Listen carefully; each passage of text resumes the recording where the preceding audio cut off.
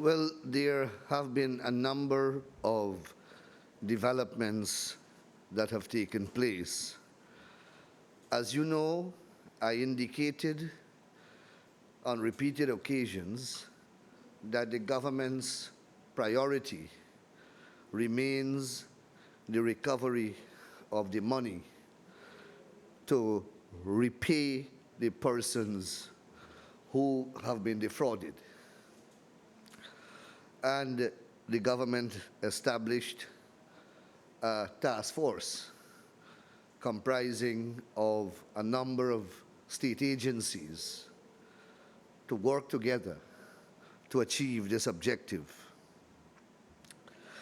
The two persons who are in custody have been charged with a number of offenses, and they have approached the High Court on multiple occasions to secure bail, but on each occasion, their application has been refused.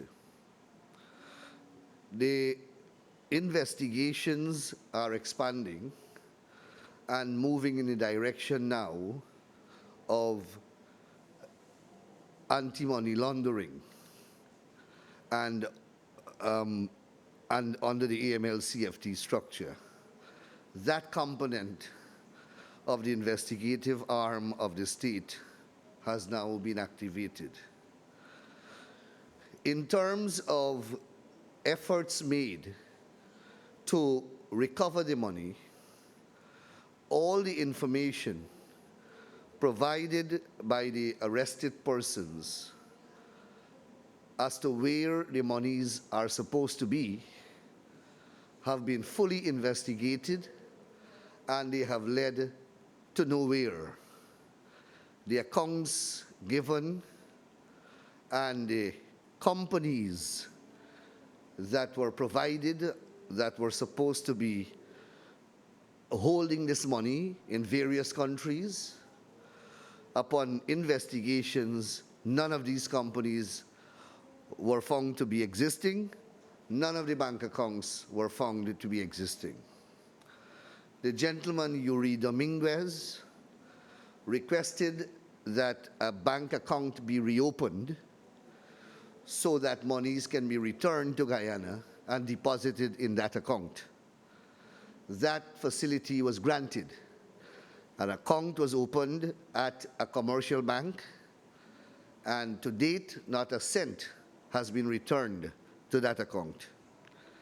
He then said he wanted access to a computer so that he can do certain transactions on the computer that ought to bring back the money. He was provided with that computer, yet no money came back. He said he was provided with that computer in the prison.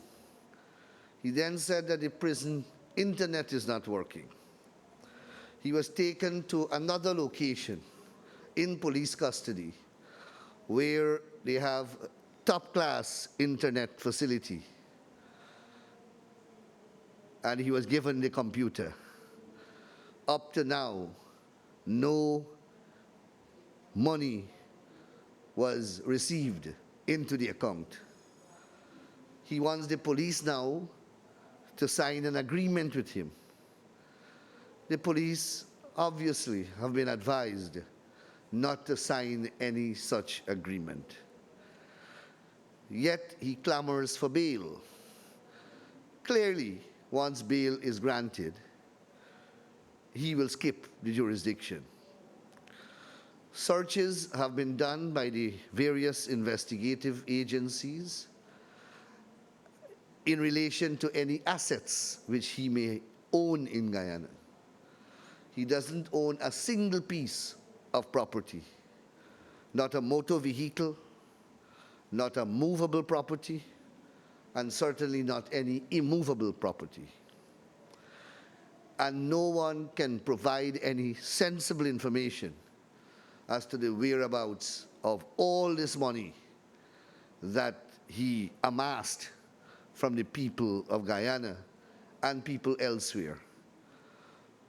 So it is clear, beyond a shadow of doubt that these monies were received as part of a fraudulent criminal enterprise, and they have been converted to the recipient's own use.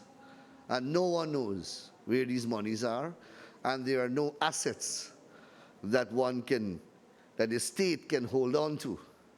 And as I said, all efforts to cooperate with the accused persons with a view of getting the money back to Guyana have proven to be futile. So I thought that this information should be disseminated. You're most welcome.